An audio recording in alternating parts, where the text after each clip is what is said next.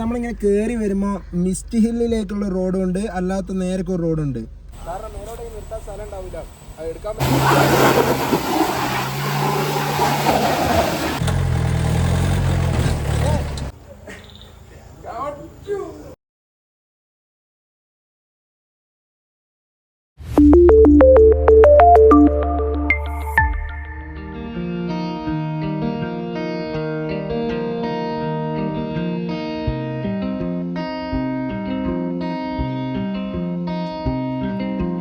നമ്പിക്കുളം hill top, തുരുത്തുമല അല്ലെങ്കിൽ കാറ്റുള്ളമല എന്നു പേരുള്ള നമ്പിക്കുളം സ്ഥിതി ചെയ്യുന്നത് കോഴിക്കോട് ജില്ലയിലെ കോട്ടൂര് കൂരാച്ചുണ്ട് പഞ്ചായത്തുകളുടെ ഇടയിലായിട്ടാണ്.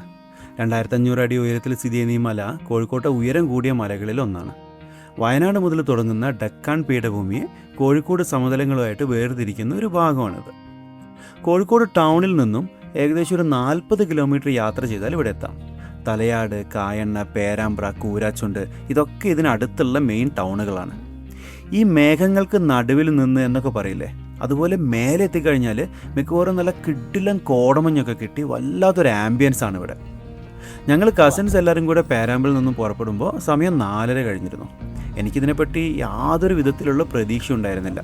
കസിൻ പറഞ്ഞപ്പോൾ എന്നാൽ ശരി പോവാ എന്ന് പറഞ്ഞ് വണ്ടി എടുത്താണ്. ഞാൻ ആദ്യമായിട്ടാണ് നമ്പിക്കുളം ഹിൽ ടോപ്പ് എന്ന് കേൾക്കുന്നത് തന്നെ.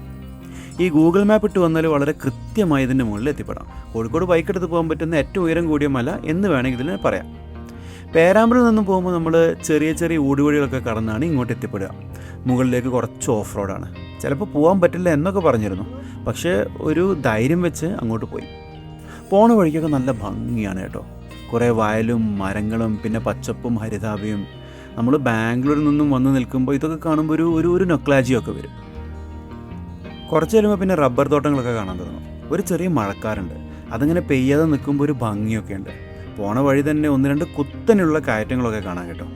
അങ്ങനെ കുറച്ച് ചെല്ലുമ്പോൾ നമുക്ക് കോൺക്രീറ്റ് ചെയ്തൊരു റോഡ് കിട്ടും, അതിൽ കൂടെ പോകണം. പോകുമ്പോൾ ഒന്ന് ശ്രദ്ധിക്കണം, റോഡ് വളരെ നാരോ ആണ്. ഓപ്പോസിറ്റ് വരുന്ന വണ്ടിക്കൊക്കെ സൈഡ് കൊടുക്കുമ്പോൾ ഒന്ന് ശ്രദ്ധിക്കണം. മേലെത്താറാകുമ്പോൾ ഒരു പന്നി ഫാം ഉണ്ട്, അവിടെ വേസ്റ്റ് കൊണ്ടുവരുന്ന പിക്കപ്പ് വണ്ടികളൊക്കെ വരും, അതൊക്കെ ഒന്ന് ശ്രദ്ധിക്കണം. സാധാരണ ഹോങ്ക് ചെയ്യരുതെന്ന് പറയുന്നത് ഞാൻ ഇവിടെ ഹോങ്ക് ചെയ്ത് പോയാൽ മതി എന്നേ പറയുള്ളൂ. കാരണം ബ്ലൈൻഡ് ആയിട്ടുള്ള വളവൊക്കെ ഉണ്ട്. പിന്നെ ഓപ്പോസിറ്റ് പെട്ടെന്ന് വണ്ടി വരുമ്പോൾ നമ്മൾ വളരെ പാനിക്കാവും. പോണ വഴിക്കൊരു റിസോർട്ടുണ്ട്, മിസ്റ്റിൽ എന്നാണ് പേര്. അങ്ങോട്ടുള്ള വഴി തന്നെ എടുക്കണം. അത് നേരെ മേലോട്ടുള്ള മലയിലേക്കുള്ള വഴിയിൽ ചെന്ന് ചേരും. വരുമ്പോൾ മിസ്റ്റ് ഹില്ലിലേക്കുള്ള റോഡുണ്ട്, അല്ലാത്ത നേരൊക്കെ ഒരു റോഡുണ്ട്. അതായത് നമ്മളിങ്ങനെ കയറി വന്നപ്പോൾ റൈറ്റിലേക്ക് മിസ്റ്റ് ഹിൽ എന്ന് പറഞ്ഞിട്ടൊരു റൈറ്റ് കാണുന്നുണ്ട്. ഞങ്ങൾ ഓവർ കോൺഫിഡൻസ് കൊണ്ട് മാപ്പ് ഒന്ന് ഓഫ് ചെയ്തിരുന്നു, അതുകൊണ്ട് വഴി തെറ്റി. പിന്നെ ചോദിച്ച് പോകാമെന്ന് തീരുമാനിച്ചു. റിവേഴ്സ് എടുക്കാൻ നോക്കിയപ്പോൾ കൂടെയുള്ള വണ്ടി അവിടെ ലോക്കായി. അതിന് കാരണം റോഡ് അങ്ങനെയാണ്, നമുക്ക് വലത്തോട്ടേക്കാണ് പോവേണ്ടത്. പക്ഷേ പെട്ടെന്നുള്ള കുത്തനെയുള്ള കയറ്റവും വളവും കൂടി ആയപ്പോൾ വണ്ടിയുടെ 2 വീൽ ഇങ്ങനെ എയറിൽ നിൽക്കാൻ തുടങ്ങി. പിന്നെ എങ്ങനെയൊക്കെയോ വണ്ടി വളവ് തിരിച്ചു.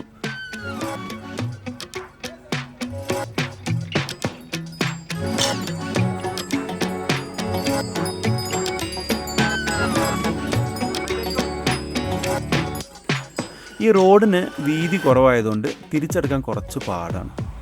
പിന്നെ സൈഡിൽ ഉറപ്പില്ലാത്ത മണ്ണുമാണ് കേട്ടോ, അതുകൊണ്ട് ചിലപ്പോൾ ടയർ പിടിക്കില്ല.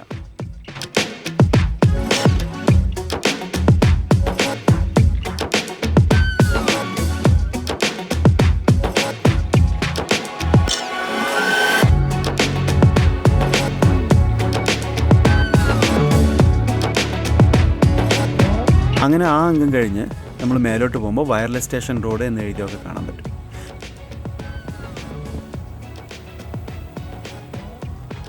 മേലോട്ട് പോകുമ്പോൾ നമ്മൾ നേരത്തെ പറഞ്ഞ റിസോർട്ട് കാണാം. അതും കഴിഞ്ഞ് പോകുമ്പോൾ ഈ കോൺക്രീറ്റ് റോഡ് തീരും. പിന്നെ മൺ റോഡാണ്. അവിടെ വണ്ടി പാർക്ക് ചെയ്യാനുള്ള സ്ഥലമൊക്കെ ഉണ്ട്. ചെറിയ വണ്ടിയാണെങ്കിൽ അവിടെ വെക്കാം. പിന്നെ ബൈക്ക് അല്ലെങ്കിൽ നല്ല പിക്കപ്പൊക്കെ ഉള്ള വണ്ടിയൊക്കെ ഉണ്ടെങ്കിൽ നമുക്ക് വീണ്ടും മേലോട്ട് പോകാം. കാരണം മേലോട്ട് നിർത്താൻ സ്ഥലം ഉണ്ടാവില്ല, അത് എടുക്കാൻ പറ്റില്ല, വണ്ടി പോവില്ല. എടുത്തോക്കണോ? നോക്കണ എടുത്തോക്കാം, അത്രയും റിവേഴ്സ് വരേണ്ടിയിരുന്നു. അത് കുഴപ്പമില്ല. കൂടെയുള്ള വണ്ടി അവിടെ വെച്ചിട്ട് ഞങ്ങൾ ഡസ്റ്ററും കൊണ്ട് മേലോട്ട് കയറി. ഈ കോൺക്രീറ്റ് റോഡ് കഴിഞ്ഞിട്ടുള്ള റോഡ് കുറച്ച് ഓഫ് റോഡാണ്. അതായത് വലിയ കല്ലൊന്നുമില്ല, പക്ഷെ ഒരു ടൈപ്പ് ചളിയാണ്. ടയറിന് ഗ്രിപ്പ് കിട്ടില്ല. പിന്നെ നല്ല മൊമെൻ്റ് ഉണ്ടെങ്കിൽ വണ്ടി കയറും, പക്ഷേ കയറ്റായതുകൊണ്ട് ഈ മൊമെൻ്റ് കിട്ടാനും കുറച്ച് ബുദ്ധിമുട്ടാണ്. നേരത്തെ പറഞ്ഞ പന്നി ഫാം ഇവിടെയാണ് കേട്ടോ. ബോർഡൊന്നും വേണ്ട, ചെറിയൊരു നാറ്റം കിട്ടുമ്പോൾ മനസ്സിലാവും.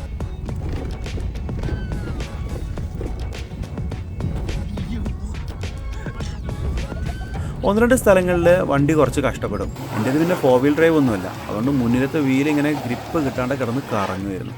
പക്ഷേ താഴെ പോയി ഒരു മൊമെൻ്റ് എടുത്തിട്ട് വന്നപ്പോൾ വണ്ടി കയറി.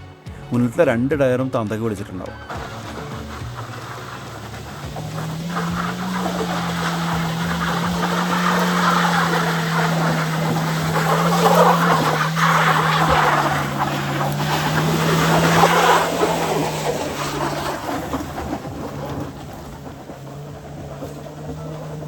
ഇതിൻ്റെ ഒരു സാറ്റിസ്ഫാക്ഷൻ കിട്ടിയത് മേലെ എത്തിയപ്പോഴാണ്.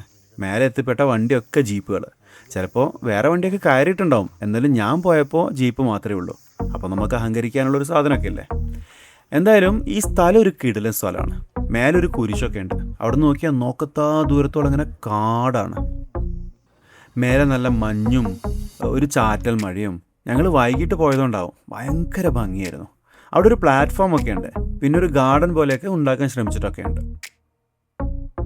നമ്മളൊരു ക്ലൗഡ് ബെഡിൻ്റെ നേരെ താഴെയാണ് നിൽക്കുന്നത്. ഒരല്പം കൂടി ഉയരമുണ്ടെങ്കിൽ ഈ മീശപ്പുലിമല പോലെ ഒരു ക്ലൗഡ് ബെഡൊക്കെ കാണാൻ പറ്റുമായിരുന്നു. പക്ഷേ ഇതിനെ മീശപ്പുലിമലയായിട്ട് താരതമ്യം ചെയ്തൊന്നുമല്ല കേട്ടോ.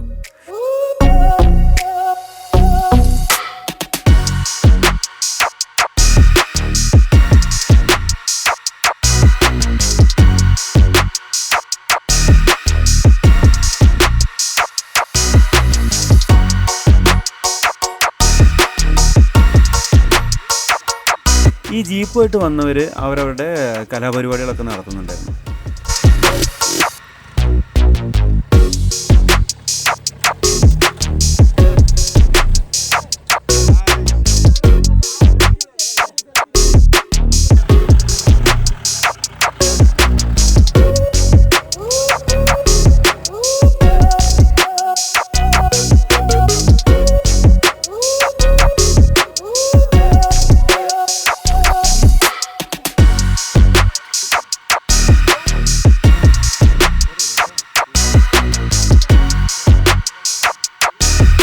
കുറച്ച് കഴിഞ്ഞപ്പോഴേക്കും നല്ല മഞ്ഞായി, ഇട്ടില്ലം കോട.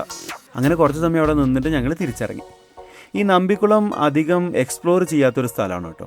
360 ഡിഗ്രി വ്യൂ ആണ് ഇവിടെ.